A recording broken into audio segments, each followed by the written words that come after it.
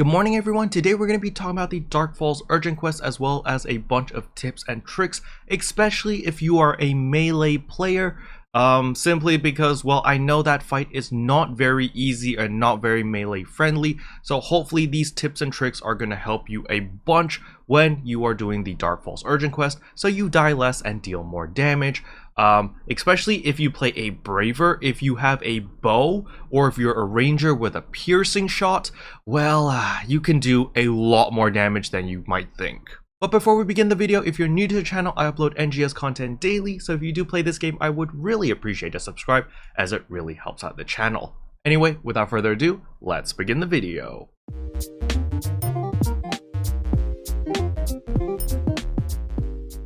So as usual, this is pre-recorded content so that I can pause and walk you guys through all the different phases of Dark Falz. And this is a very fun urgent quest. So anyway, let's begin. So once the fight starts over here, during that cutscene, you can actually start moving and attacking already. So the first thing he's going to do is you want to run forward, or else you will take damage from the AoE from the back. And once you run forward, he's going to do these laser attacks. You can simply just counter them or just avoid them. It's very simple.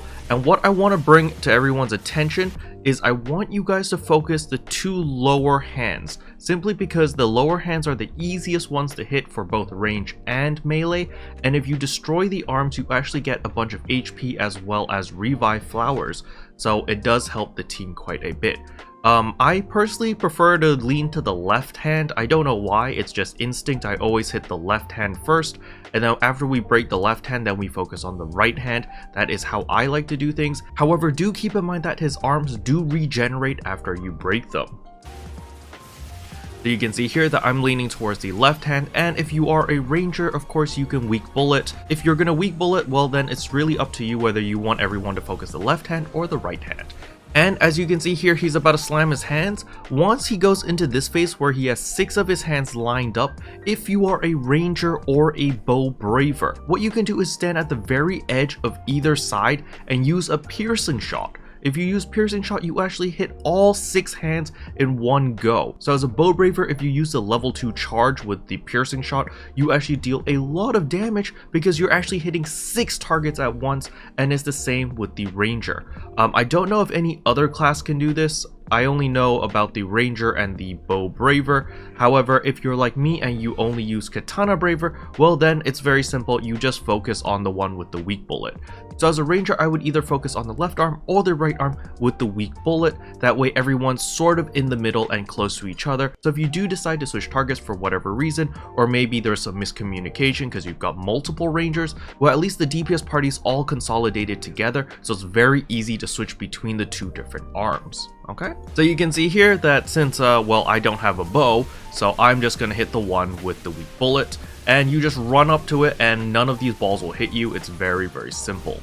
Now next up, he's just going to be doing these sweep attacks over and over again, as well as these slams. When he does these slams as a braver, especially if you're a katana braver, you can just stand there and counter it, and you actually deal quite a bit of damage. I actually counter for about like 900 to 1000 damage per counter, and I, abuse the crap out of that because it's so good.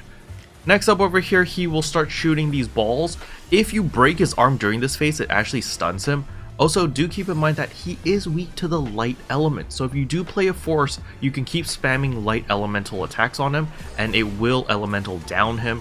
It actually causes him to get like a migraine, and he just kind of sits there and can't do anything. It's pretty cool. But once he finishes these punchy attacks, you want to hit the fist. You want to double jump and hit the fist because that is the weak spot. If you hit the bottom part of his arm, it actually doesn't do much. So here you go, you can counter again.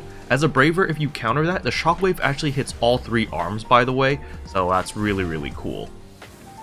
So you can see here, we broke one of his arms, and you're going to see behind me, if I ever do turn around, that there are actually healing potions. You can see the flowers over there. And here we go. Oh, I failed to counter. What a noob. But you can see that the weak bullet is on the left arm. Normally, we would probably put it on the right side, so that it's easier to hit, but it's not a big deal. If you guys want to all focus on the left side only, you can do that as well. Now he does the slam thing again. If you are a ranger or a bow braver, you can deal significant amount of damage there. You can see we broke his arm, and then he gets stunned. So when he's stunned over here, you just hit the orb. don't use your Photon Blast here. I know a lot of people like to waste their Photon Blast over here. Don't do that until he's broken. You'll see when you finish his break gauge, he'll also fall over. That is when you use your Photon Blast, okay? And don't be like Zai and get stuck inside the boss, by the way. If you get stuck inside the boss like me or Zai earlier, you simply just walk out and you'll be fine. It's not a big deal. Over here, you want to stand on the right side of the laser. You're going to see that this laser is actually pushing me across, and I can continuously spam my PA without having to avoid anything, simply because the laser is just pushing me, so I can just stand here and continuously DPS. Very, very useful tip. Another thing is, during the cutscene before he summoned these lasers, you can actually just hold down your S and D key and you will actually run to the bottom right corner of the map. So during the cutscenes, you can still move around, so do remember that, you're not frozen in place. Then he has this slam attack with like an aftershock explosion.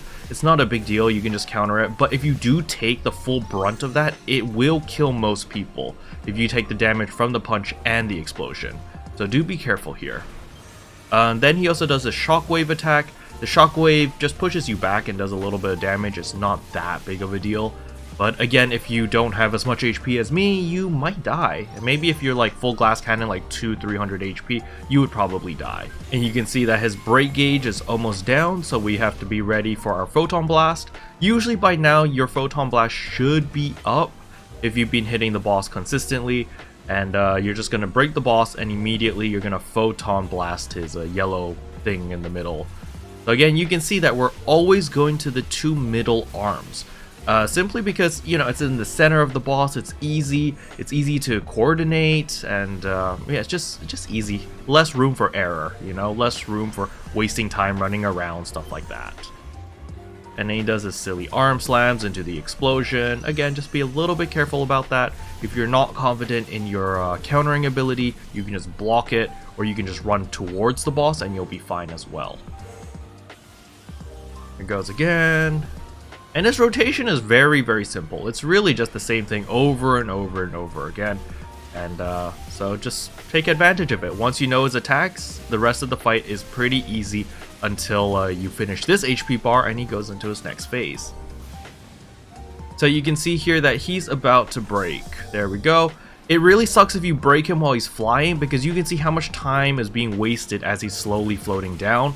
But this is where you Photon Blast. You can see that I'm hitting, you know, 1,000 damage per hit, as well as, well, that was like 9,000 at the end. But I hit a lot harder now. I'm like 11,000 per hit now, or on the end hit, last hit. But it's pretty nice. Once you've drained all his HP, he gets mad and he goes into the second phase. Actually, before he does that, he does this. So what you can do here with these orbs is he'll target the 6 closest people to the boss. That is what I think happens, because I've always been targeted, but I'm always like near the front. And what you want to do is you just simply want to break these.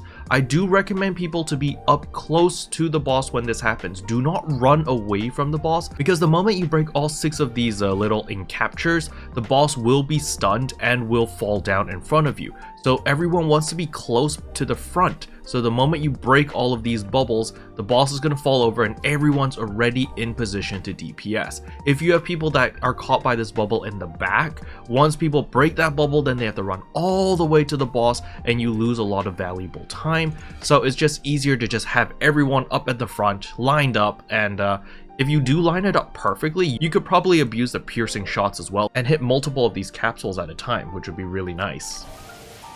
But it's pretty simple. You simply just beat the crap out of it and you break yourself out. It's not difficult at all. You can see here, boom, boom, boom. We break all 6, he falls over, and his orb opens up again, right? So now you might be asking, Kero, he's already dead. What's the point in damaging him right now? Well, if you destroy this break gauge, or the damage you deal to this break gauge actually carries over to the next phase, so it's still in your best interest to deal as much damage as possible. So now he's mad and he's going into the next phase. You can see it heals him fully, but you can see that the break gauge over here is still broken, and the extra damage that we dealt, the quote-unquote overkill damage, also carried over, so he doesn't have as much HP. And this is the phase that is a little bit annoying for melee units, because well, He moves around a lot and is ginormous, and if you try to lock onto any of the pieces, well, you get screwed. So during this part, where do you want to target? You want to ignore his front 2 arms and you want to hit the 4 legs in the back, all right? You see the 4 legs have this like little yellow shiny thing on. See this yellow shiny thing? You want to break them. There's 4 of these yellow shiny things, 1 on each back leg, and so you just destroy all 4 and then you can hit the boss's weak point. So even if you do break the boss, you still want to focus on the legs, alright? So just keep that in mind. You can see here that we're focusing on the legs, dealing good damage. You want to hit the big yellow spots. If you don't hit the yellow spot, you just deal 1 damage if you hit anywhere else, which is why, well, you just gotta hit it. Very simple. So in my case, I never lock on, simply because locking on causes the camera to go crazy. Now these lasers over here, these raining swords, these you can take advantage of as a braver. If you're very confident in your countering ability, you can literally stand and take all of these rain swords and just spam counter, and you will deal significant amount of damage to the yellow spot. As you can see here, boom, 1400. I hit a couple times, and you can just spam counters over and over. You're going to see a better example later in the video. As you can see here, you're just focusing the yellow spots, and since the boss is constantly moving, it is a little bit annoying to focus like, oh, everyone take the left arm or the right arm or whatever. I just recommend just trying your best and hitting any yellow spot. So you can see here comes the lasers again. I'm going to stand here, counter, counter, counter, counter, and counter. See, so I did 5 counters over there. Unfortunately, the shockwave did not reach far enough, so I think only like 1 attack hit there, unfortunately. But you get the idea that if you are lining things up and you know, you get all those counters off, you deal significant amount of burst damage. So as you can see here, oh no, that doesn't happen. Sometimes they don't rain the swords down. I don't really know why, but yeah, it just happens. During this part is also my favorite part because the music is so epic. But yeah, you know, we just focus the yellow parts. Very, very simple. Just keep countering and keep DPSing and you'll be good. Do be careful when he does that belly flop. That belly flop does do a lot of damage if you just face tank it. So yeah, just pay attention to that. You can see here I'm lining up the laser, and here we go. Counter, counter, counter, counter, and counter. See, we immediately broke that arm simply because I got like 3 hits there with the counters. And you can see that I don't do any damage to his arm anymore because we broke the little yellow thing. So we need to focus on the next arm, which is right here. Let's go up to that and let's start DPSing it. Every time you break an arm, there are more potions on the floor, so you can always pick those up. Once that is done and you've broken all 4 legs, then you can just focus on the face. This is probably the easiest part because you just focus on the face, you just beat it up. And if you have wired lances, this makes your life so much easier because you can just hook up whenever he raises his head. And yeah, it's just, life is just a lot easier. And here we go. Maybe I can get my photon blast off before he dies. Oh, no, he's just dead. And there we go. We got an S rank. We completed the boss in 11 minutes and 24 seconds, which is pretty good in my personal opinion. Now, we did have quite a bit of damage.